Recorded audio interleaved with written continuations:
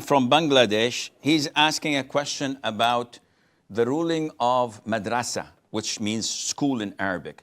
So they have this school that teaches the children how to memorize the Quran, and it is noticeable that many of the teachers beat the children as a form of reprimanding them when they don't memorize or do their homeworks. And this usually leads to people fleeing the circles of memorizing the Quran altogether and not being interested. So he says, is this permissible or not? Akhi, we cannot answer such a question because every community has its laws and regulations. Every country has its laws and regulations. So for example, if you do this in Europe or in the West, they would consider this to be child abuse, and it's a felony, it's a crime, regardless of the reason. This is why they don't have this notion of reprimanding children physically, which is part of our religion in some aspects. So the Prophet himself said, when the children are 7, instruct them to pray. And when they're 10, beat them so that they would pray. Meaning that 3 years of each and every day, 5 times, pray, pray, pray, without reprimanding. But after 3 years, if the child continues not to pray, then Islam orders the parent, the father, to beat his child, to reprimand him, not to abuse him or to injure him or to inflict damage physically to him. So this is part of a religion.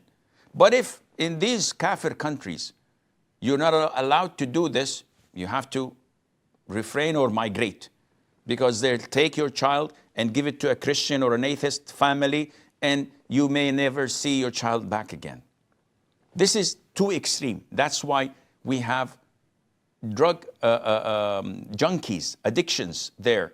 Children fleeing their homes when they're 15 or 16. Girls running away and staying for a couple of weeks with whomever they have no control. And when she comes back pregnant, they have no control and hands off. They can't do anything.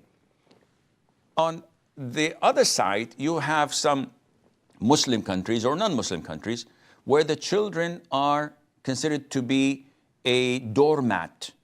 You can step on them, you can clean your shoes on them, you can throw them away, no problem. So they are abused and they are tortured and they are forced into labor when they're children. And this is not part of Islam. So Islam is the middle path. It tells you you are entitled to reprimand your child or the children under your custody. So if the teacher is someone of knowledge and someone who is a father himself and someone who does not beat the children to vent his oppressed emotions or anger or fits of rage, rather he does what is considered to be nothing compared to what's happening, and with the aim to bring the child back to Quran circles so that he would learn and benefit himself and benefit the ummah. There is a big difference.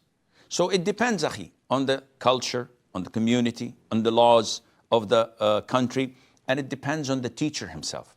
Is he trustworthy, or is he just a control freak who, whenever the child looks left, he slaps him?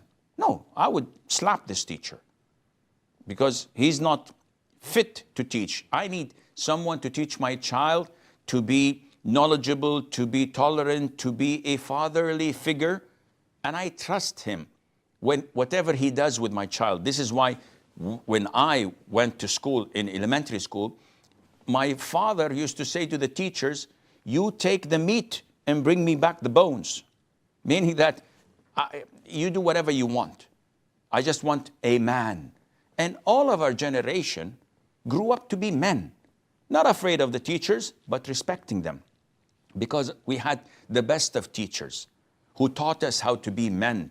Though they used to beat us every now and then, those who would make mistakes, but nevertheless, they had a good intention and we were good recipients to whatever good they had given us. Nowadays, it's a different story, and I hope this answers your question.